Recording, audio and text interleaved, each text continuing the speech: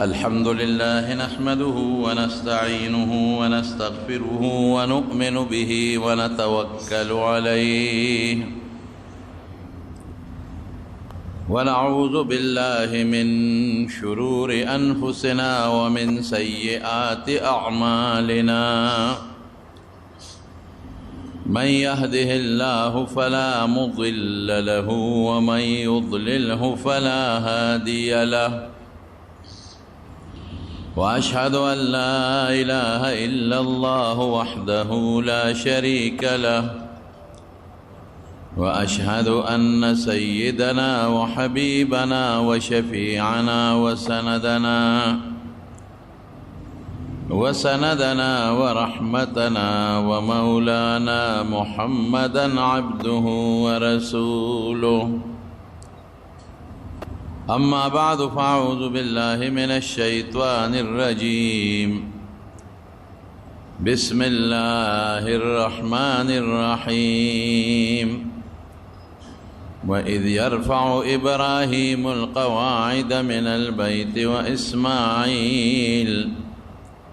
ربنا تقبل منا إنك أنت السميع العليم ربنا واجعلنا مسلمين لك ومن ذريتنا أمة مسلمة لك وأرنا مناسكنا وتب علينا إنك أنت التواب الرحيم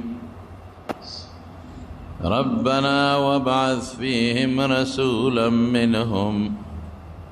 يتلو عليهم آياتك ويعلمهم الكتاب والحكمة ويزكيهم إنك أنت العزيز الحكيم. دغه میاشت ذی الحجې په مناسبت د حضرت ابراهیم علیه السلام متعلق د بیت الله شریف د تعمیر خبره مې درته شروع کړې وه. ما وی چې یولس ځله د بیت الله تعمیر شوی دی او جلال الدین سیوطي رحمت الله علیه هغه لس کرته تعمیر شمیرلی دی او د هغې یو شعر مې هم درته ویلی و بنا بیت رب العرش عشر فخذهم ملائکة الله الکرام فآدم فشیس فإبراهیم ثم عمالق قصی قریش قبل هذین جرهم وعبد الإله ابن الزبیر بنا کذا بناه حجاج وهذا متمم. دا سیوطی رحمت اللہ علیہ جلال الدین سیوطیم ذکر کړی دی او یو کتاب دی د مکې مکرمې په حالاتو علامه زارقي زارقي لیکلی دی اخبار مکه ای کې مشته. نو حضرت ابراهیم علیه السلام چې کله بیت الله شریف جوړ کو اسماعیل علیه السلام یې ملګری او د پینزو غرونو نه ولا کاڼي راوړل او حجر اسود چې کوم آدم علیه السلام د جنت نه ځان سره لس څیزونه راوړي یو پکې حجر اسود هغې ولا په مشرقي ګوټ کې کېښود د ځمکې نه تقریبا 4 فوټه 100 انچه د پاسه اوچت بیا د طواف وکړو. مفسرینو لیکلي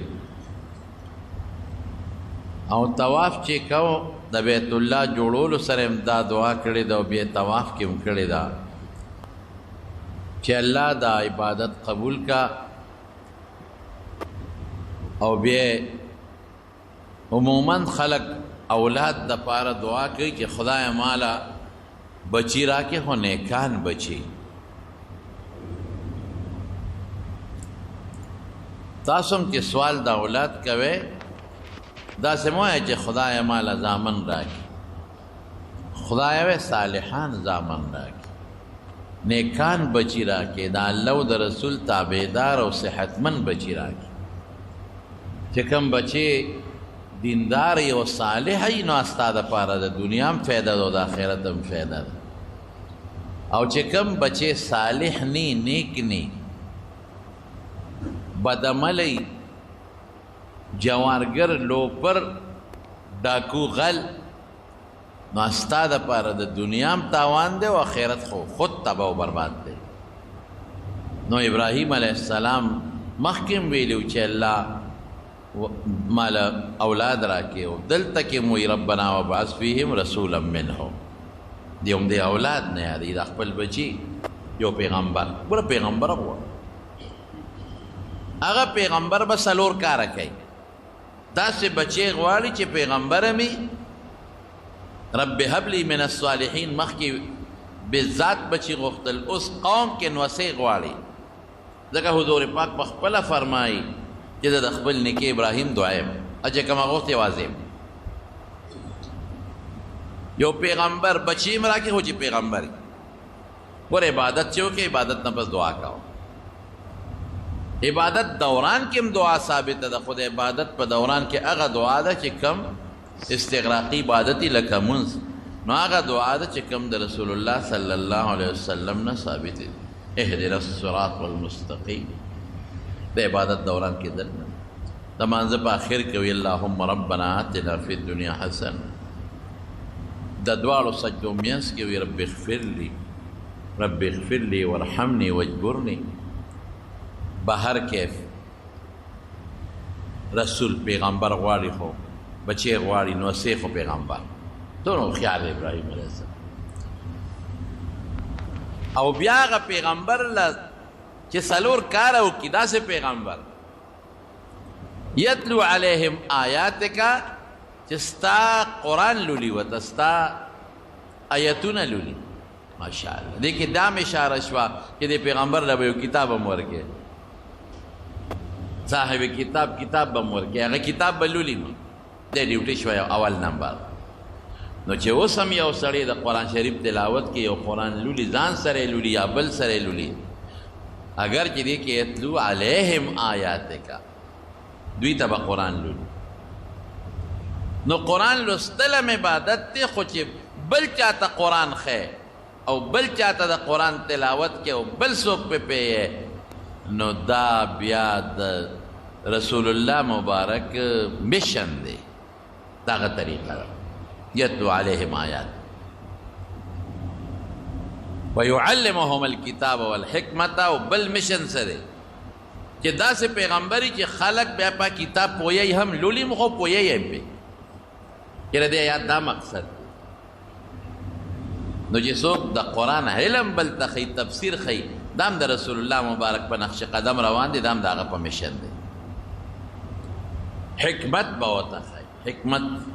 خو ډېر اوږده خبره ده هغه خو دې وخت کې درته نشم ویلی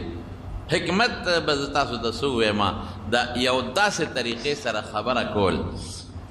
په یو داسې انداز باندې خبره کول چې هغه په عرف کې او په عامو حالاتو کې هم څوک پې بده ونه ګڼي نور علماء بیانونه کړي دي زه به یو مثال دله درکم یو بادشاه د حکمت باندې تاسو پوهیږم یو بادشاه نو هغه خوب ولید یو تعبیر والا راولی چې ماله د خوب تعبیر وباسي نو معبر یې راوسي د خوبونو تعبیر وباسي ډېر ماهر تعبیر والا و وی بادشاه سلامت تاسین خوب لیدی ما داسې خوب ولید چې زما نه ټول غاښونه خوب وینم چې ما نه غاښونه ټول په ځمکه پرېوتل د خولې نه مې غاښونه لاندې په ځمکه پرېوتل هغه وی ښه دا خوب دی وی یو وی ستا بچي ستا ښځه ستا نوسي ستا اولاد به ستا مخکې مري هلکه سخت تعبیر دی که نه دی ښځه به دې مخکې مري بچي به دې مخکې مري اولاد به دې مخکې مري نوسي به دې مخکې مري خو چې دی ورته وی بادشاهان خو ظالمان مي سترګې وپړسېدې جلات ته وی په توره تې را سر وه د خدای بیخ وباسه په لوی غم کې واچولم په لوی ټینشن او پریشانه کې واچولم هغه ژوند به څه ژوند دی چې زما مخکې زما بچې مري زما نوسې مري زما ښځه مري زه یا تیل توقه پاتې کېږم خپلو وزیرانو سره ووتې را سر ډزې ورکه سر یې قلم کړ وی بل راولی چې تعبیر وباسي تعبیر خو همدغه ټیک و چې بلې راوسته وی وایه داسې خوب مې لیدلي چې ما نه ټول غاښونه په ځمکه پرېوتل د دې څه تعبیر دی وی صاحب تاله به خدای په ټول خاندان کې ډېر اوږد ژوند درکوي که خیر انشاءالله مبارک شه تاله به خدای ډېر اوږد ژوند درکوي ډېر اوږد عمر به دي که خیر د ټول خاندان کې به ستا عمر زیاتي وی دې ته تعبیر والا وایي خبره همغه چې ستا عمر زیات شو د ښځې نه خو ښځه د مخکې به مري که نه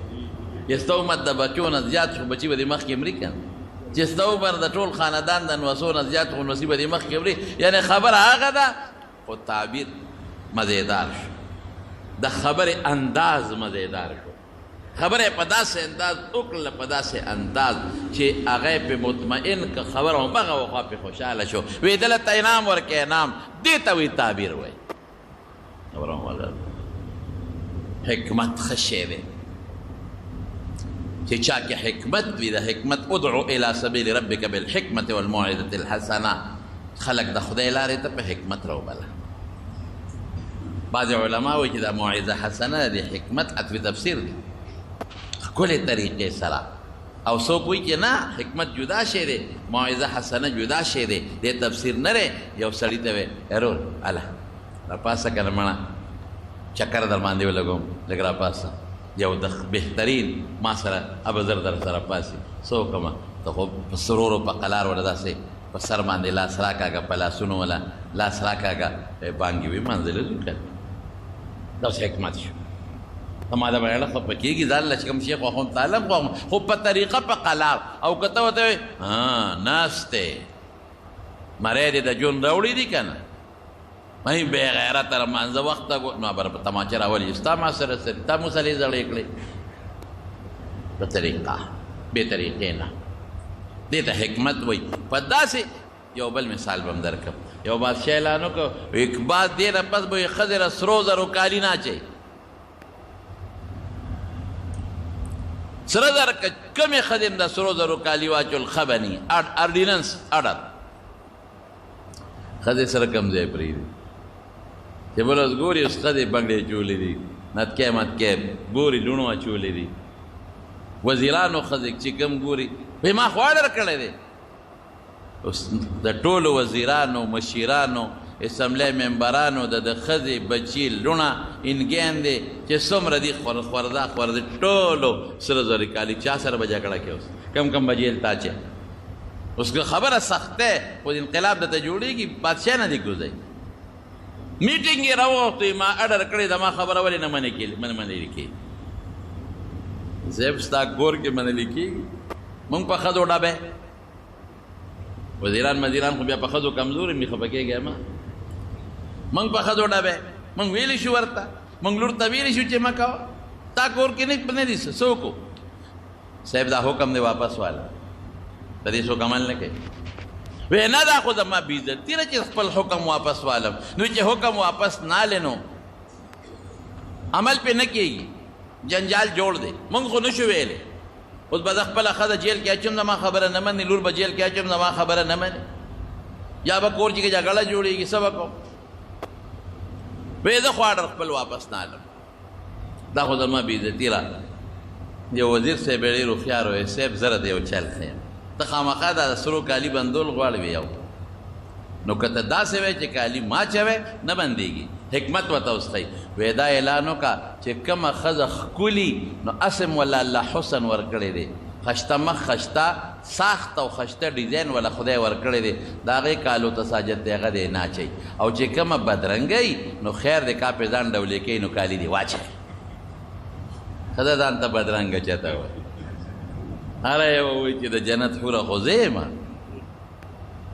هر یو وایي چې خشته خو وی خشته ښځه به نه اچي پابندي شوه او چې کومه بدرنګه دوی ډولي نو په کالو ځان ډولي کې هغه دی واچوي بس ټولو کالي پرېښودل ښځه را وایي چې زه بدرنګه یم خو اډر وچاله وکړه چې چا چولي دا بدرنګه ګوره که برابر نه ده که ګوره داسې ده ټولو کالي پرېښودل دې ته حکمت وایي د دین دعوت هم چې چاله ورکې د حکمت مطابق به ورکې دین کې مداهنت به نه کې ګورې د حکمت دا معنا نه ده چې حق نه بیانوه د حکمت دا معنا ده چې حق پټوه دې ته مداهنت فی الدین وي دا بیا ګناه ده حق به نه پټوې حق به بیانې یو سړی عقیده خرابه ده ویلی شي ورته د یو سړی عمل خراب دی اخلاق خراب دی خو طریقہ یعنی اصل دین کے با اس قسم گنجائش نہ پریدے ابا بیانے اصل دین او اصل د شریعت احکام ابا لازماً بیانے خدا غیر پارا چه کم طریقہ تا اللہ پریخه ده چه طریقہ والا تا گورا نو اغا طریقہ کی وسرا دا سی چل اوکا چه پختانه وی نسیخ وسودی او نکبا بده مانا شو دا حکمت مانا شو مارم مرشی اللہ ٹائم ماتا نشی نو ابراہیم علیہ السلام سون اخکل خبر گئی اس چه کم عالم کم انسان قرآن خی دام دا پیغمبر پا مشن دے او چه کم بیا حکمت خی نو سوک حکمت نا سنت مخلی ماوی تاسو را پوی دا پارا آسانا خبر میں اکڑا گوری دے کہ مونگ طالبان تو دیر اگدی خبری کہو وَيُزَكِّيهِمْ او دا سے پیغمبر اللہ پیدا کچھے دا دی خلق دن باطن صفا کی تزکیہ دا باطن عقیدے سرم تزکیہ دا باطن دا دی پٹ شیرے او اخلاق علم الاخلاق یا دا تصوف کی دا دمون نیکان صالحان بزرگان خلق تا ذکر و ناسکار خی دے سرم باطن صفا کی زڑو سرم بالکل رسول اللہ مبارک فرمائی چې دا زړه زنګ کېږي او د زړه صفایي د الله په ذکر کوي څنګه بچی غواړي قرآن بلولي آیتونه بلولي اب خلق به پې پیږي په قرآن حکمت به ښایي او ورسره به د خلکو د دننه زړه او د باطن د دماغو صفایي به راولي دا کار چې څوک کوي دا د رسول الله مبارک په مشن او په طریقه روان دی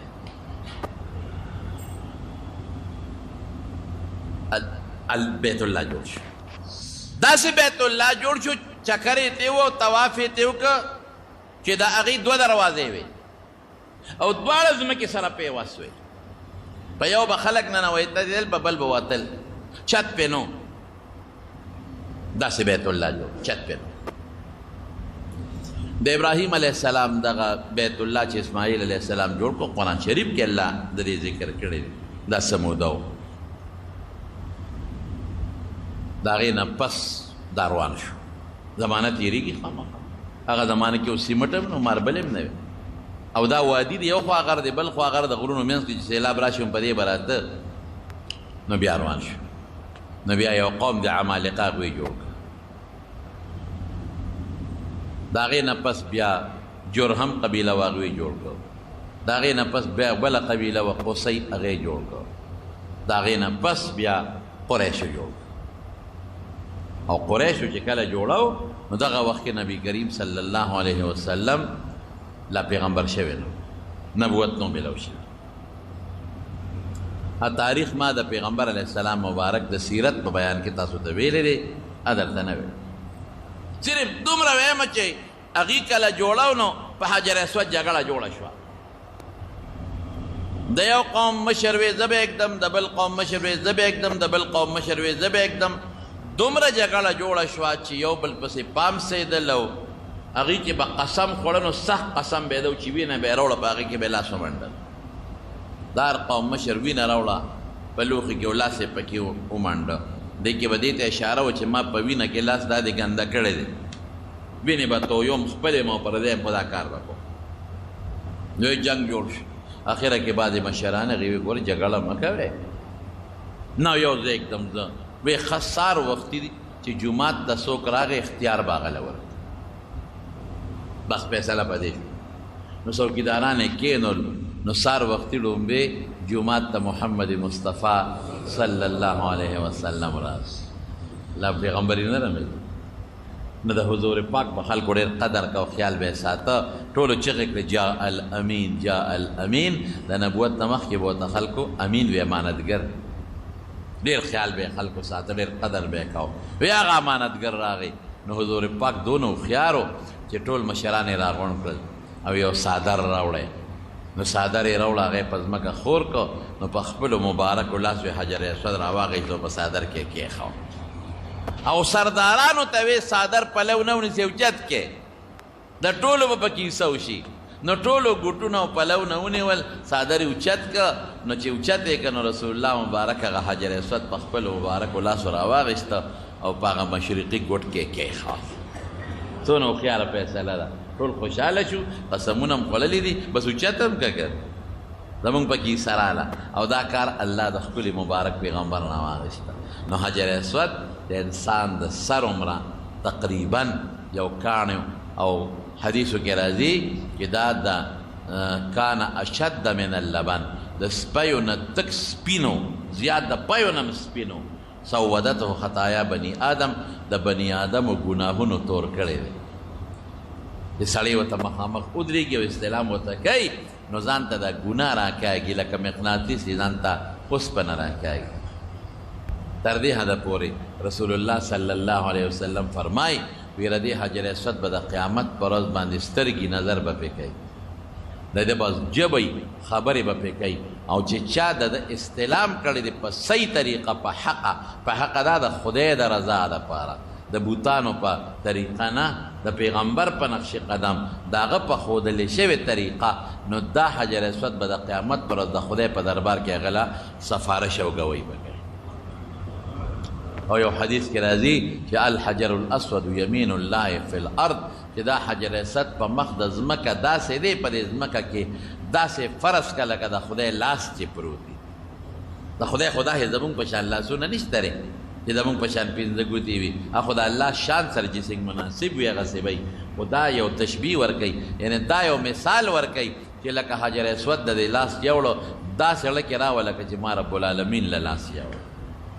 چې دا مې ښکل که لکه چې د پروردګار لاس مبارک مې ښکل کړی وي. دې وجې نه زه خلکو ته وایم هلته خلک زور لګوي په حجر اسود په ښکلولو باندې. یو بیړه یو ټیلې، ښځې د سړو نه مخکې کېږي او سړي د ښځو نه مخکې کېږي. دومره زور لګوي چې ګناه پکې د خلکو نه قسم په خدای وشي، ځکه چې ټیل کې او بل مسلمان له دیکا ورکې ضرر دی. لا ضرر ولا ضرر، بل مسلمان ته به ضرر نه رسې. المسلم من سلم المسلمون من لسانه و یده، په ژبه او په لاس به مسلمان ته ضرر نه رسې. نو یو خو مسلمان ته ضرر. نمبر 1. نمبر 2 ښځې بیا پکې راشي. هغه ښځې م زور لګوي. ته خپله سوچ وکړه چې په یو ځای باندې ښځې او سړي ګډ وي او یو ځای له ځان رسوي، یو بل سره جنګېږي او که نه جنګېږي. بلکل د ښځې او سړي وجود داسې جخت یو بل سره جنګېږي، جخت یو بل سره داسې جخت، قسم دی زه درته نشم ویلی، بې ادبي دی معافي، حیا راله یو بل سره جخت دا وجودونه جنګېدلي. ښځه هم زور لګوي چې حجر اسود ته ځان ورسوم، او سړی هم زور لګوي چې حجر اسود ته ځان ورسوم. د ښځې نه لوپټال ته پروتي، سر ویښتې ببري، او چې ګیره شي چغې وباسي بیا ښځې، داسې چغې وباسي، داسې چغې چې نیکبخته چا درته وایي چې اوس راته دې ایمان ته بیا نه ورتلی شي او نه ورتلی شي، او چې ښځه خو کمزوری شی هم دی، نو چغې وباسي. یو ډېر لوی عالم نوم یې درته نالم وفات شوی دی، ډېر لوی شیخ الحدیث و، ډېر لوی مفسر و، ډېر لوی عالم، تاسو ټول پېژنئ، خو زه نوم د تاسې نه اخلم، وفات شوی. ما ته وی مولانا دلته راشه، کور والا یادول وي د پلانکي مور راته وایي چې حجر اسود را باندې ښکل کړه. وی مې چې ګوره ښځو له ښکلولو، وی چې نظر راغلی مو زه به دا تا حجر اسود به مې نه ښکل کړی او زم به مجبوره شو. داسې چل به کوو، خو ما پسې راځه چې سړو سره مو نه لګي او حجر اسود هم پکې ښکل کړي. وی دیکې مې ډېرې ووالی خوا دې خوا، ځان مې ور ورسو او دا مې ځان نه ور مخکې کړه، خو ډېر زیات خولې رانو بی دی، او حجر اسود ته مې دا سر ولې ونیو پاک، هغه داسې د سپینو زرو کاسه کې بند و. اگر چې عمالقو یو وخت حمله کړې وه نو ټوکلی شوی هم دی، ټوکلی دی، هغه ځان له یې اوږده قصه ده.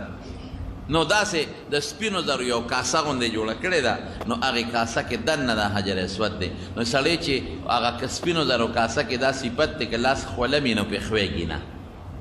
غاړه ونیسي او سر ور دننه کړي نو سر پکې ګیریږي نه، کولو دی. په داسې طریقې جوړ کړی چې شونډې همغه د حجر اسود مبارک هغه کاڼو ته ور رسېږي. او په مشکله وی سر مې راواغېست هغې لوسه، په ډېر تکلیف او په کاسه کې مې ور دننه کړ. وی بیا چې راوتو چې روځي ځان نه مسله راوتل په ډېر بې تکلیفي، هغه د بیت الله ویښ له وختو سره زور ورکې روځې به ځان سره پنځه شپږ کې د پسې روان ولاړ یې غم لرې لاړ شي. وی په ډېر تکلیف مې ځان راوویسته مې چې د دې ښکل کو سپېش او کار خو ځان مې راوویست چې بلډینګ ته شپې رالو ماسخوتن لمانځه نه پس نو ما خو په حجر اسود خو ښکل کړی وم مې څنګه خوند یې درکړه حجر اسود دې ښکل کړه که نه وی ما کوم دی ښکل کړه و خدایا په کنځلو شم ستا هغه داسې داسې کړي ما له دې بېخ ویس خولې خولې ور ورسولې سر مې د لونې په کاسه کې مې وردن نه کړ او بیا دې م ښکل نه کړ زه دې برباد کړم او سر مې د لونې وردن نه مې کړ او بیا دې م ښکل نه کړ وی ما ته وی چې زه خو دې پرېښودم بله ښځه دې ونیو او سر دې وله وردن نه کړ ما خو راته چغې والې چې ما زه دې پرېښوم هلته دې بله ونیو او سر دې وردن نه کړ یا خدای پاک دا لوبې م پکې کېږي دا لوبې حجر اسود کې کېږي رښتیا ووایه داسې حجر اسود ښکلول به ثواب لري دا ټیل او ټال او ښځې زنانه کم دی ما خپله یو ځل یو زنانه ته مې اردو والا زنانه وه مخکې وناړه ما یې ګوره خورې ګناه ده ناروا دي سړو په منځ کې ورتلل مه کوه وی خواش ہے کن آپ ہٹ جائیں یہاں سے گناہ ہے تو آپ ہٹ جائیں او خدای دې سره وسکې بس میں ټیک د تخته ټیک کې زه غلطه ویم په ملتزم کې چې کوم د حجر اسود او د بیت الله مبارک د دروازې دا حصه ده دې ته ملتزم وایي د دعا د قبلېدو د دې نه قیمتي ځای بل نشته ملتزم هلته کې چې سړی لاړ شي ودرېږي لاسونه اوچت کړي بیت الله شریف ته دروازې ته نو هلته خلک جاړي او دعاګانې کوي بې اختیاره سړي ته ژړا ورځي کله دا ښې مخ او کله ګس مخ قسم په خدای ښځې راشي په دا ترخ کې دې راننوځي خو یې ښه دی ثواب له راغلی که رسم له راغلی رواج له راغلی د دوو سړو په منځ کې به راشي په دې ترخ کې به دې ځان را ته به یې ګنې سړی دی چې وګورئ به ښځی اوس بیا په خود به اخوا کېږي چې کوم سړی د خدای نه یریږي د ښځې نه ځان ساتل غواړي بیا د بیت الله په خوا کې نو بس بیا ځای به پرېږدې ګنې که نه پرېږدې نو ښځه دې سره جوخته ولاړه څه به کوې زنانه و په دې د زنانه نه خفه کېږي ولې زنانه له خدای جنت ډېر په اسانه ورکوي سړو ته جنت ګټل ګران دی او زنانو ته جنت ګټل ډېر په اسانه دی بس ٹھیک تھا نہ حضرت ام سلمی رضی اللہ تعالیٰ عنہ دا رسول اللہ صلی اللہ علیہ وسلم نے تپوسو کو ویدہ طواف کم خو بیمار ما وی توفی من وراء الناس وانت راکبا ویدہ خلق و نشاءت طوافو کا پسور لے ہو کا خیر او امہات المومنین بیبیان وچے کل بیت اللہ تدنن نواتے دے سڑو سر یوزینا انتظار بیو کو جی سڑی برو تل بیا بوردن نشو نو حجر اسود زه خلکو ته وایم چې لاول خو شریعت دا دی که چاته ضرر نی ښځو سره ټیل پیل نی نو ښکل کړه او که نشي ښکلولی نو د لرې ځای نه لاس والا یو څه ښکل کا که دام ګرانئ نو د لرې ځای نه یو کونټۍ والا یو څه هغه ښکل کا که دام نی د لرې ځای نه لاسونه ورته محافظ د استعلام شو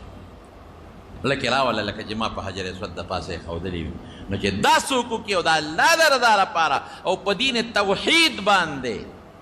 مشرک نی منافق نی نو قیامت پر ورځ دا حجر اسود به جبی او سترګې به دې انسان له به ګوی کوي نو زم چې رسول الله مبارک فرمایي داسې ده لکه د خدای لاس داسې دګ ور دې ښکل نو چې د خدای لاس ښکل کړي نو نسوار به پکې بیا چې سګرټ به پې بیاس کې چیلم به په دې خوله بیاس کې کنزل به پې بیا کې بدرت به پې بیا وې د خلکو مور خور به پې بیا کنځې بیا د دې خولې لږ احتیاط وکړه دا خوله پاکه شوه دا حجر اسود سره جنګېده د دې خوله لږ احتیاط وکړه د دې لږ خیال وساته اسم کنزل سپکا بدا دا گناه دا جرم دی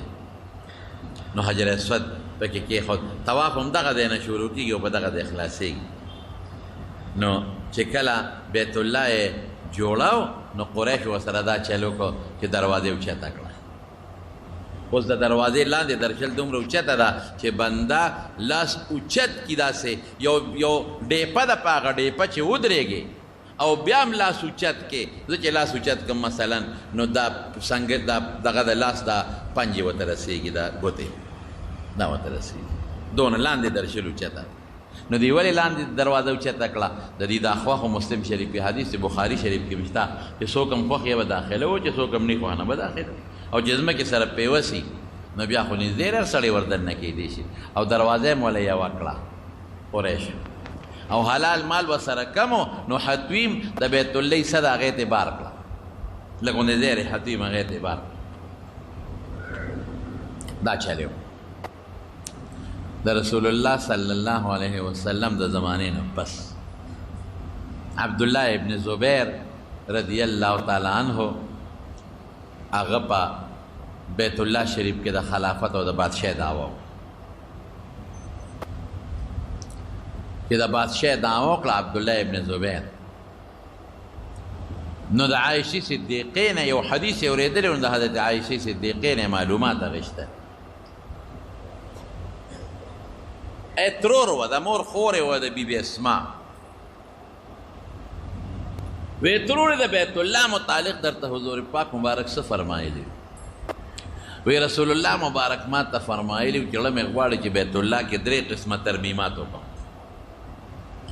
خو یریږم دا قوم نوې د کفر نه راغي مسلمانان شو یریږم ړلی سره نه شي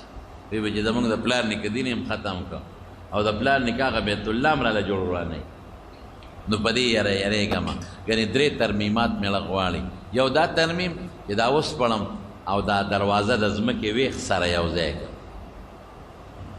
اوس والا پوړی راوړي نو په پوړو ورته ودري بادشاهان او دا چې څوک ورنه په هغې ورنه نو دروازه به ویښ لا یو سم او دویم دا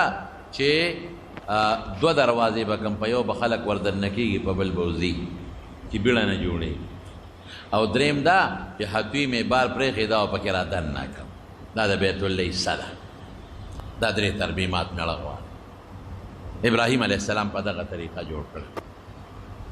عبدالله ابن زبیر وی ښه رسول الله مبارک داسې فرمایلی دی بیا نو بس خو د مکې بادشاه بیت الله وسپړ ده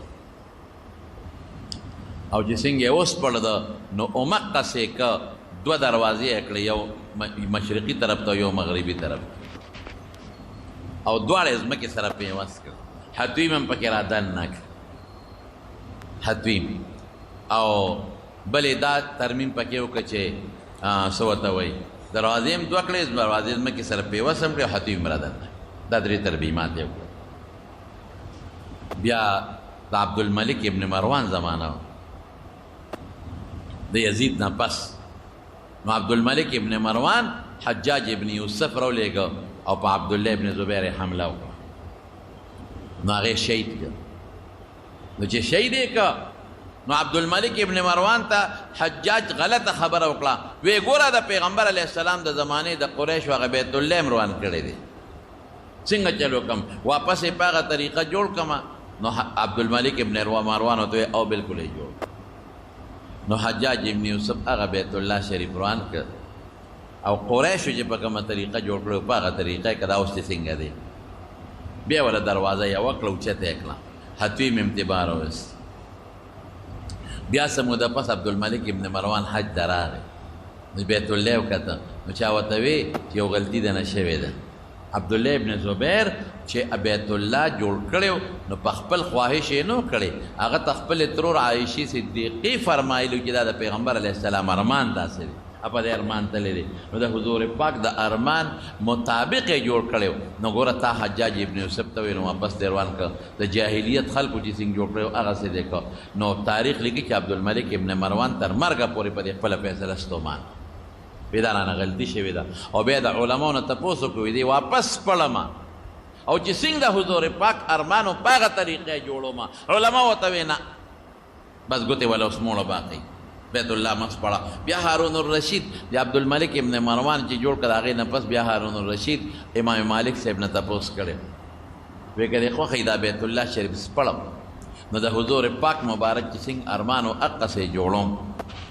نو امام مالک صاحب ورته مشوره ورنه کړه وی نه د بیت الله نه لوبې مه جوړوئ یو بادشاه به جوړی یو شان نو بل بادشاه د هغه نه پس به راضي به وایي چې دغه بادشاه غلط جوړ کړی نو بل شان جوړوم نو بل به بل شان یو به د یو د لاس رواني بل د بل د بیت الله چې کوم عظمت او وقار او روب او دبدبه د خلکو په اړه کې دا به ختم شي د لوبو یو تماشه به دې جوړه شي نو بیا هغه پرېښود نو بیا په سن 1630 عیسوي کې 1630 1413 عیسوي کې د ترکو یو بادشاه سلطان مراد هغه بیا بیت الله شریف روان کړ نو چې څنګه عبدالملک ابن مروان او حجاج جوړ کړو د حضور پاک مبارک په زمانه کې څنګه جوړ شو په هغه طریقې جوړ کړو ولک تجدیدات سختې ولا مضبوطې کړې ګټې ولا مضبوطې کړې دروازې ولا مضبوطه کړه ناوه مبارکې ولا مضبوطه کړه کارې پکې وکړه نو د شاعر د زمانه پورې خود دغه د حجاج ابن یوسف او د عبدالله ابن زبیر والو د شاعر د زمانه نه پس دا بل دل جوړ شوی اوس بیت الله شریف د ځمکې نه تقریبا 1400 نواله 1500 میټرو پورې اوچت دی د 1400 نه لږ زیات دی او د 1500 میټرو نه کم او دوه دیوالونه 11 میټره دي څه سنټي میټر د پاسه او دوه دیوالونه 12 میټره دي څه سنټي میټر د پاسه او د عبدالله ابن زبیر رضی الله عنه د زمانه ستن چې هغه کوم ستن لګولې وه هغه اوس هم د مکې مکرمې په میوزیم کې دي دا چې کوم کې دا نوادرات پراتی په هغې کې پراته عجیبګر هغې کې ما لیدې ده اوس هم پکې ستن پرته زړې ناوې پکې پرتې دي د بیت الله شریف زړې دروازې پکې پرتې دي د غلاف ټوکړې پکې پرتې دي او د زړې زمانې ګړۍ پکې پرتې دي چې هغې به په کومه طریقه ګړۍ جوړه کړې او منځونه به یې پې کول د مقام ابراهیم چې کوم وی خونه او زاړه پکې پراته دي دا په عجیبګر کې پراته دي د رابطې اسلامیه دفتر نه لغونې مخکې چې کوم ځای غلاف مبارک جوړېږي هغې سره دیوال په دیوال دا عجیبګر خلک ځي ورته تماشې خلک کوي نو دا بیت الله شریف اوس د سعودي حکومت هم پکې ډېر کار کړی دی دی پکې دننه دویم چت جوړ کړی او دننه شین ټیل پکې لګولی او درې ستنې دي پکې او دننه پکې دروازه کړې ده بره چت ته پې خلک خېږي او کال په کال ولا غلاف بدلوي او وینځي یې د ګلاب او په اوبو باندې او په خوشبویو باندې صفا کوي او دروازه باندې سره زر لګولې او غلاف مبارک باندې چې کوم لیکل کړي دي بعضې لیکل نو د سرو زرو په تارې لیکل کړي دي او ناوه مبارک هم د سرو زرو نه جوړه کړې او پشتیانې یې ورته جوړې کړي دي بهر کې زمارونو دروازې مبارک سره خوا کې یو ځای هغې ته مقام جبریل وایي اوس هغه ځای کې ټیلونه په پشتۍ لګېدلي دي دا هغه ځای چې جبریل علیه السلام راکوز شو او حضور پاک مبارک ته د معراج نه پس 10 منځونه کړي 15 منځونه په لومبو وختونو کې او 15 منځونه په آخري وختونو کې دا بیت الله شریف زمونږ د دین مرکز دی رونو د دین مونږ چې څومره منځونه کوو نو مونږ دلته چې ولاړ یو مونږ څه وایو مخ مې د کعبې شریفې په طرف مخ مې د کعبې شریف په لور هر ځای کې چې ولاړ قصدن به د بیت الله نه بل طرف ته سینه نه اړی او که د بیت الله نه بل طرف ته سینه واړو لمونځ د فاسد شو ختم شو البته یو سړی په سفر کې وي او د نفلو کې بیت الله ته مخنم کی نفل منځ کوي نو خیر دی هغې کې گنجایش شته حدیث کې راځي چې نبی علیه السلام مبارک به په سفر کې نفل په سورلی کول او چې کم خوا به مخ او په ساروي به کول نو سجده به یې ښکته کول او رکوع به یې د هغې نه لږه بره وه یعنې رکوع به یې لږه ښکته وه او سجده د هغې نه ښکته او چې کله به د فرضو وخت راغی نو هغې له په ځمکه کوشو نو بیت الله شریف ته به یې مخ کړې نو فرض به بیا په ځمکه کوو نو یو خو دا ده چې زمونږ د ټولو مسلمانانو یو دینی مرکز دی رونو مونږ چې مونځ کوو هغې ته مخکم بل د حج تعلق دی ورسره حج بل ځای نه کېږي د عمرې تعلق دی ورسره عمره بل ځای نه کېږي د طواف تعلق دی ورسره طواف بل ځای نه کېږي او نور هم پکې ډېرې نښې دي د دعا د قبلېدو ځای دی حجر اسود ته مخامخ چې بنده ودرېږي الله دعا قبلوي ملتظم سره چې څوک ودرېږي الله دعا قبلوي د ناوې مبارکې لاندې چې څوک ودرېږي حتویم کې دعا د قبلېدو ځای بیت الله سره مخ جنگول او لاس جنگول دام په شریعت کې ثابت دی الله په خوشحالي الله وته مبارک ویلی د برکت دی ان اول بیت وضع للناس للذي ببکه مبارکا وهدى للعالمین برکت خو خیر ته ویل کېږي ډېر لوی خیر دی پکې چې څوک ورته ګوري هغه له ثواب که څوک ته تاویږي هغه له ثواب که څوک ورته لمونځ کوي هغه له ثواب داسې بیت الله خدای جوړ کو چې فرق د غریب او د خانې پکې نه دی کړی چې عمره او حج کوي که غریب دی او که خان دی دوه د کفن څادرې باچي دواړه به یو شان تاویږي بغیر د ضرورت نه په سورلی ته نشي تاویلی چې ضرورت یې نو په سورلی به تاویږي غریبانان هم حجر اسود ښکلی او مالداران هم ښکلی هلته ټول ایک صف میں کڑے ہو گئے محمود و ایاز هلته بیا ټول یو شی نه کوئی بند رہا اور نه کوئی بند نواز یو شی دی شکر دی د مارونو دا ښکلې قبله چې د فرشتو نه والا ابراهیم علیه السلام پورې ابراهیم علیه السلام د حضور پاک مبارک پورې دا خشته بیت الله قبله دا هغې دین قبله ده چې موږ په کوم دین باندې یو الحمدلله د اسلام عیسد قسم د مسلمانی دا د خدای لوی نعمت دی چې موږ له الله راکړی د مارونو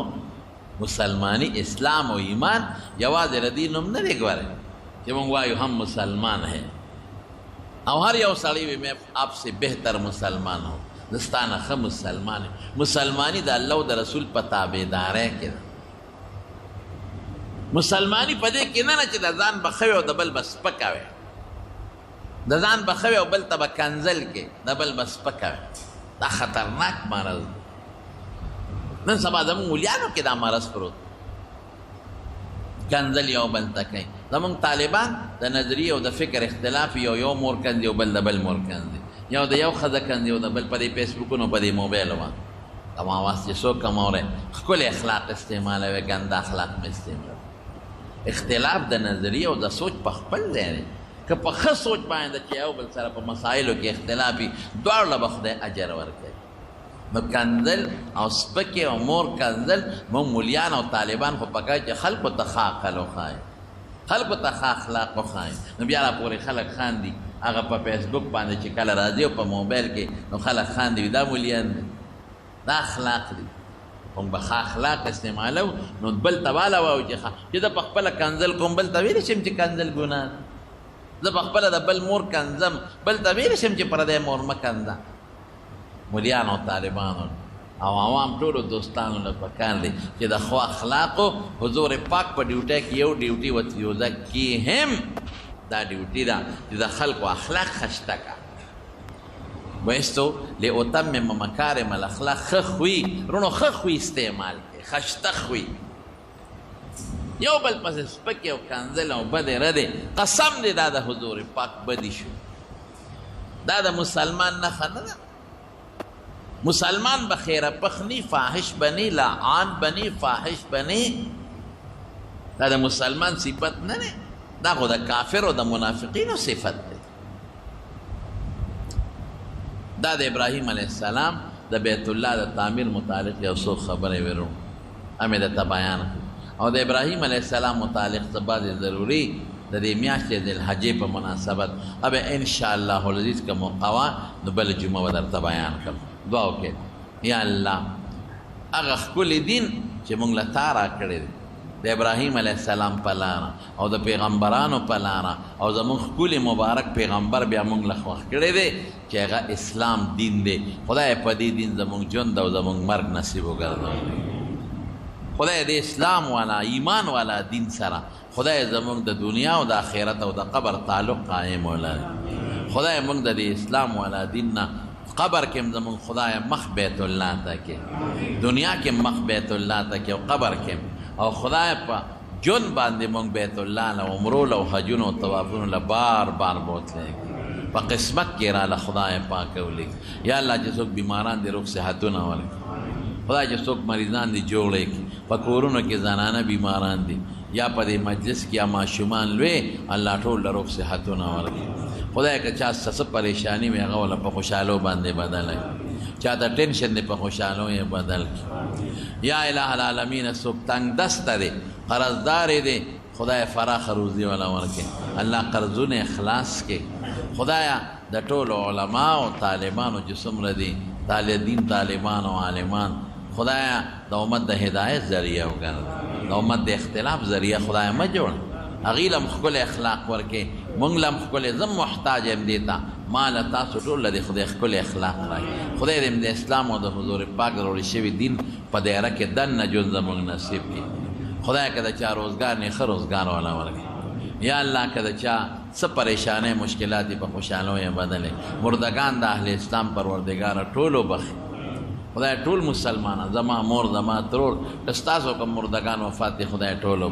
بچي خدای زمونږ دینداره کې خدای د بچو د غمونو نه مساتې د چا اولاد نی خدای اولاد ولا ورکړي د چا نارینه اولاد نی رب العالمین نارینه اولاد ورکړي خدای د دنیا او د آخرت د فتنو آفتونو مصیبتونو نه پامن کې وسات او د جمعې د منزل زمونږ د لرې له ځایه نه پیښور یو ځای بل ځای نه ډېر میلمانه راځي خدای ټول له په یو قدمه جنونه ورکړي برکات یې نصیب کړي او د دې محلې خلک او دا گرد و نوا والا د اجرو دا مرګري چې کم د موږ د دې میلمنو خدمت کوي لارې ورته صفا کوي په اجرو کې ګاډي ودرئ نو خدای هغوی له د هغې اجرونه په دواړه جهانه ورکړي ربنا ظلمنا انفسنا وان لم تغفر لنا وترحمنا لنکونن من او دعا وکړئ د باران دپاره خدای د رحم باران وکړي دعا وکړئ الله د رحم باران خدای ګرمیم ستا لاس کې ده او یخنیم ستا لاس کې ده واقعي پرون ډېره لویه ګرمي وه خدای د رحم باران د سیلابونو آفتونو نه خدای وساتې او د رحم باران وکړي پروردګار برحمتک